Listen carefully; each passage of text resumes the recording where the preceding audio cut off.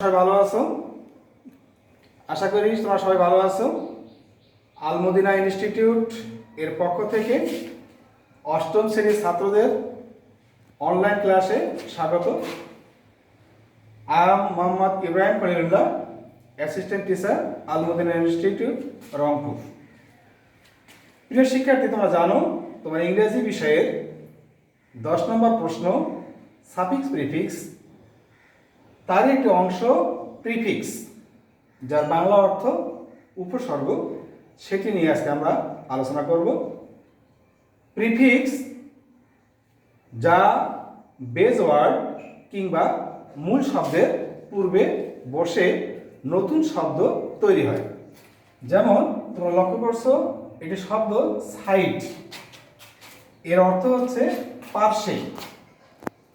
এই সাইড শব্দের পূর্বে যদি আমরা বিই যুক্ত করি তাহলে একটি নতুন শব্দ আমরা পাই বিসাইড, যার অর্থ পার্শ্বে কিংবা নিকটে। তাহলে তোমরা বুঝতে পারছো যে উপসর্গ কিংবা প্রিফিক্স কি। এবারে যদি সংজ্ঞা আকারে বলতে চাই তাহলে বলা যায় প্রিফিক্স হলো এমন লেটার বা লেটার্স যা একটি মূল শব্দের পূর্বে বসে নতুন শব্দ তৈরি করে। প্রিফিক্স এর মূল উদ্দেশ্য হচ্ছে নতুন নতুন শব্দ তৈরি করা এবং তার বাক্যে প্রয়োগ, এটির ব্যবহার শেখা। আমরা এখন বিভিন্নভাবে যে যে উপায়ে প্রিফিক্স যুক্ত হয়ে নতুন শব্দ তৈরি হয় তা শিখব। 1 নম্বর, আমি শুরুতে বলছি বি যুক্ত হয়ে নাউন কিংবা ভার্ব কিংবা অ্যাডজেক্টিভ এটি তৈরি হবে। যেমন তোমাদের কাছে পরিচিত শব্দ একটি কাম, তোমরা অবশ্যই জানো এর অর্থ কি। হ্যাঁ, ঠিক বলেছ, এর অর্থ হলো আশা। এখন এই কাম শব্দের পূর্বে যদি বিই যুক্ত হয় তখন কি শব্দটি একই থেকে আলাদা হয়ে গেল? হ্যাঁ, এটি আলাদা হয়ে গেল। আলাদা হওয়ার কারণে এর শব্দেরও পরিবর্তন হয়ে যায়। এর শব্দের অর্থ হচ্ছে ঘটা কিংবা পরিণত হওয়া কিংবা যোগ্য হওয়া। এভাবে বি যুক্ত হয়ে বি উপসর্গ যুক্ত হয়ে নতুন শব্দ তৈরি হতে পারে। তোমরা আরো বাসায় এটি প্র্যাকটিস করবে। 2 নম্বরে ডিই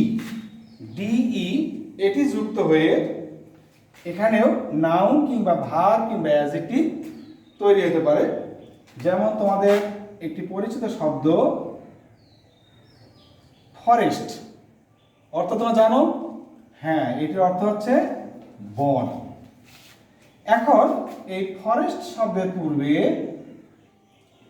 যদি আমরা ডিই যুক্ত করি তখন কি হয়ে যায় শিক্ষার্থী? আমরা যুক্ত করলাম ডি, হয়ে গেল ডি ফরেস্ট। তখন এর অর্থ হয়ে যায় বন শূন্য করা। তাহলে অর্থ পরিবর্তন হয়ে গেল, বুঝতে পারছো তোমরা? 3 নম্বর, একইভাবে ডিআইএস এটি যুক্ত হয়ে শব্দের সাথে যুক্ত হয়ে নতুন শব্দ হতে পারে। যেমন আরেকটি পরিচিত শব্দ তোমাদের কাছে অনেস্ট। শিক্ষার্থী, তোমরা অর্থ জানো? হ্যাঁ, এর অর্থ হচ্ছে সৎ। যদি এর সামনে ডিআইএস যুক্ত হয় তখন হয়ে যায় এটি ডিসঅনেস্ট। সঙ্গে সঙ্গে তার অর্থ পরিবর্তন হয়ে গেল অসৎ। এভাবে আরো নতুন নতুন শব্দ তোমরা ভাষায় প্র্যাকটিস করবে। 4 নম্বরে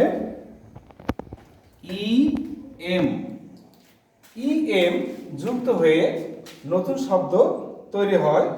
যেমন একটি শব্দ ব্রেস, BRACE, ব্রেস অর্থ হচ্ছে দৃঢ় করা। ব্রেস অর্থ হচ্ছে দৃঢ় করা। যদি এর সামনে আমরা যুক্ত করি ইএম, তাহলে হয়ে যায় ইমব্রেস, অর্থ হচ্ছে আলিঙ্গন করা। ও হ্যাঁ, কোলাকুলি করা হবে, আলিঙ্গন করা কিংবা কোলাকুলি করা। এভাবে আমরা ইএম যুক্ত করে নতুন শব্দ তৈরি করতে পারি। এবারে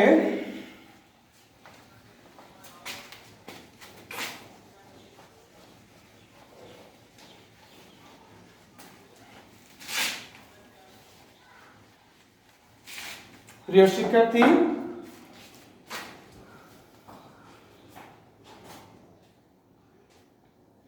ইএম এরপরে আসতেছে ইএন। ইএন যুক্ত করে নতুন শব্দ হতে পারে, যেমন একটা পরিচিত শব্দ তোমাদের রিস, যার অর্থ হচ্ছে ধনী। এই রিস শব্দের পূর্বে যদি আমরা ইএন যুক্ত করি তাহলে হয়ে যায় এনরিস। এনরিস অর্থ ধনী করা, এর অর্থ ধনী, এর অর্থ হচ্ছে ধনী করা। এরকম আরো নতুন নতুন শব্দ তোমরা বাসায় বই বের করে তৈরি করবে, দেখবে। এবারে আসি আমরা আইএল। এটি যুক্ত হয়ে শব্দের পূর্বে বসে ভার্ব কিংবা নাউন কিংবা অ্যাডজেক্টিভ হতে পারে। যেমন একটি শব্দ তোমরা জানো লিটারেসি, যার অর্থ না স্বাক্ষর নয়, এর অর্থ হচ্ছে সাক্ষরতা। প্রিয় শিক্ষার্থী, যদি আমরা এর সামনে আই এল যুক্ত করি তাহলে হয়ে যায় ইললিটারেসি। ইললিটারেসি, যার অর্থ হচ্ছে নিরক্ষরতা। নিরক্ষরতা। তাহলে লিটারেসি এর পূর্বে বসলো আইএল, এটি উপসর্গ বা ইংরেজিতে বলবো প্রিফিক্স, এবং অর্থ ছিল সাক্ষরতা, পরিবর্তন হয়ে গেল নিরক্ষরতা। ডিয়ার স্টুডেন্টস, এরপরে আই এম যুক্ত হয়েও নতুন শব্দ তৈরি হতে পারে। যেমন আমাদের কাছে পরিচিত শব্দ একটি মোরাল, যার অর্থ যার অর্থ হচ্ছে নৈতিক, যার অর্থ হচ্ছে নৈতিক। এখন এই মোরাল শব্দের সামনে যদি আইএম যুক্ত হয় তাহলে হয়ে যাবে সেটি ইমোরাল, এবং অর্থ পরিবর্তন হয়ে হবে নীতিহীন। হ্যাঁ, তোমরা অনৈতিকও বলতে পারো, এটির অর্থ নৈতিক, ওর অর্থ অনৈতিকও বলতে পারো, সেটিও হবে। তো আমরা আইএম যুক্ত করে শব্দ পেলাম। এরপরে আইএন যুক্ত করেও নতুন শব্দ তৈরি হবে। যেমন একটি শব্দ হচ্ছে অ্যাক্টিভ, যার অর্থ কর্মঠ। এই অ্যাক্টিভের সামনে যদি আইএন যুক্ত করি তাহলে হয়ে যায় ইনঅ্যাক্টিভ।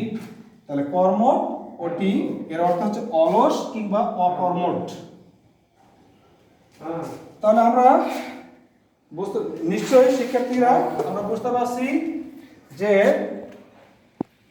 প্রিফিক্স এটি শব্দের পূর্বে কিভাবে বসাতে হয় এবং নতুন শব্দ তৈরি হয়। এর পাশাপাশি এই নতুন নতুন শব্দগুলোকে বাক্যে প্রয়োগ করাটাই প্রিফিক্সের একটি প্রধান উদ্দেশ্য। এছাড়াও আরও আই আর যুক্ত হয়েও নতুন শব্দ তৈরি হতে পারে। যেমন একটি শব্দ আমাদের কাছে পরিচিত রেগুলার, এর অর্থ তোমরা সবাই জানো, এর অর্থ হচ্ছে নিয়মিত। I go to school regularly. এর সামনে যদি আই আর যুক্ত হয় তখন এটি হয়ে যায় ইররেগুলার। তাহলে রেগুলার অর্থ নিয়মিত, আর ইররেগুলার অর্থ হয়ে যাচ্ছে তখন অনিয়মিত। বুঝতে পারছো সবাই? এছাড়াও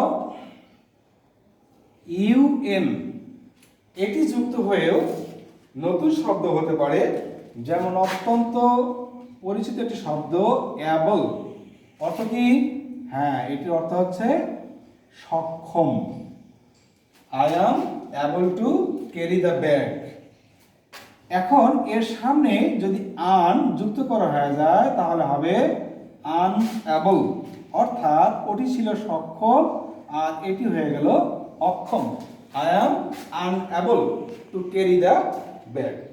তো প্রিয় শিক্ষার্থী, আমার ধারণা তোমরা প্রিফিক্স এটি কি এবং এর মাধ্যমে কিভাবে নতুন শব্দ তৈরি হয় সেটা এর মধ্যে অবশ্যই বুঝতে পারছো।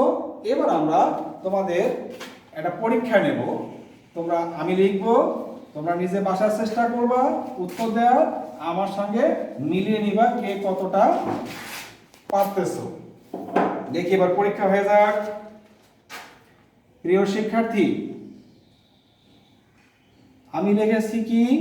হ্যাঁ, কমন। এই কমনের সামনে কি বসালে একটি নতুন শব্দ তৈরি হয় বলতে পারো তোমরা? আমি এতক্ষণ যে 10টি প্রিফিক্স বললাম তার মধ্যে কোনটি বসানো যেতে পারে?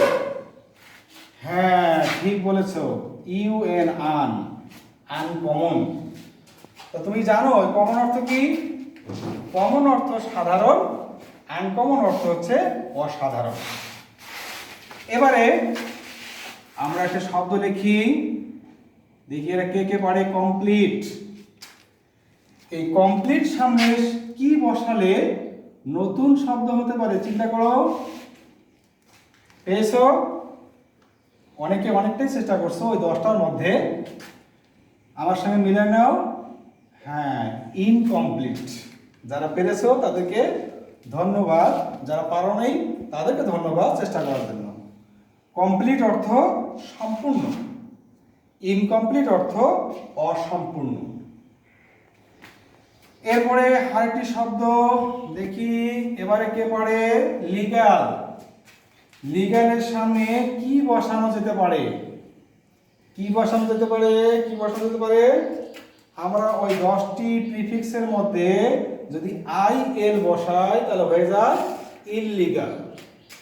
তাহলে লিগ্যাল অর্থ হচ্ছে বৈধ, ইললিগাল অর্থ হচ্ছে অবৈধ। এরপরে আসি আরেকটি শব্দ পাওয়ার। পাওয়ারের সামনে কি বসানো যেতে পারে বলো দেখি। চেষ্টা করো 10টার মধ্যে। একটু কঠিন মনে হচ্ছে তাই না? না, মিলাই নাও। ইএম, ইমপাওয়ার, অর্থাৎ পাওয়ার মানে ক্ষমতা, এম্পাওয়ার হচ্ছে ক্ষমতা প্রদান করা। এবার একটি সুন্দর পরিচিত শব্দ, আমার মনে হয় তোমরা সবাই পারবা, ফেন্স। এই ফেন্স শব্দের সামনে আমরা কি বসাইতে পারি বলো দেখি। হ্যাঁ, তোমরা সবাই চালাক, তোমরা বুঝতে পেরেছো। ডিইডি, ডিফেন্স। হ্যাঁ, সুন্দর। তাহলে ফেন্স অর্থ হচ্ছে বেড়া, ডিফেন্স অর্থ হচ্ছে প্রতিরক্ষা। এবারে আসি আমরা একটি শব্দ পার্ট। এই পার্টের সামনে আমরা কি বসালে নতুন শব্দ হবে তোমরা ভেবে পেয়েছো? হ্যাঁ, খুঁজতে হ্যাঁ অবশেষে পাওয়া গেছে, আই এম, ইমপার্ট। তাহলে পার্ট মানে অংশ, ইমপার্ট হচ্ছে অংশ প্রদান করা। এবারে আসি আমরা ক্যাশ। এই ক্যাশের পূর্বে আমরা কি প্রিফিক্স বসাবো? হ্যাঁ, যারা সবসময় দোকানে গিয়ে টাকা ভাঙাও কিংবা ব্যাংকে গিয়ে চেক ভাঙাও তারা শব্দের সঙ্গে পরিচিত আছে এন ক্যাশ। তাহলে ক্যাশ অর্থ হচ্ছে নতুন নগদ টাকা, এন ক্যাশ চেক কিংবা নোট ভাঙানো। এবারে আসি আমরা সেট। এই সেট সামনে আমি কি বসালে আরেকটি নতুন শব্দ হবে বলো দেখি। হ্যাঁ, আমরা প্রথম 1 নম্বর যে উপসর্গটি বলছিলাম সেটি কি ছিল? বিই, হয়ে গেল বি সেট। তাহলে সেট মানে হচ্ছে স্থাপন করা, বি সেট মানে হচ্ছে রোধ করা। ডিয়ার স্টুডেন্টস, আমরা সর্বশেষ একটি শব্দ লিখব। কি লিখেছি এটা? ওবে। তো এর সামনে আমি কি বসাতে পারি চিন্তা করে দেখি। হ্যাঁ, পেয়েছো তোমরা, অনেকেই পারছো। ডিআইএস, ডিজ ওবে। অর্থাৎ ওবে অর্থ বাধ্য হওয়া, ডিজ ওবে অর্থ হচ্ছে অবাধ্য হওয়া। তো প্রিয় শিক্ষার্থী, আমরা আজকে প্রিফিক্স সম্পর্কে জানলাম, প্রিফিক্সের ব্যবহার সম্পর্কে শুনলাম, এবং আমি মৌখিকভাবে একটি বাক্য বলেছি অ্যাবল এবং ডিজেবল দিয়ে। আমি বলেছিলাম I am able to carry the bag, তাহলে অ্যাবল এখানে মূল শব্দ। এরপরে বলেছিলাম I am disable two carry the bag, অর্থাৎ অ্যাবলটি ছিল মূল শব্দ, পরবর্তীতে ডিজেবল, তা সেখানে অ্যাবলের সামনে আমি ডিআইএস ব্যবহার করেছি, যেটি ছিল প্রিফিক্স, এবং বাক্যে তার প্রয়োগ। এভাবে আমরা যত নতুন নতুন শব্দ তৈরি করতে পারবো, আমি নিজে সমৃদ্ধ হব, আমি নিজেকে বাক্যে প্রয়োগ করতে সক্ষম হব। ধন্যবাদ সকলকে। পরবর্তী ক্লাসে সবাইকে আমন্ত্রণ জানিয়ে আজকে ক্লাস শেষ করছি। ধন্যবাদ।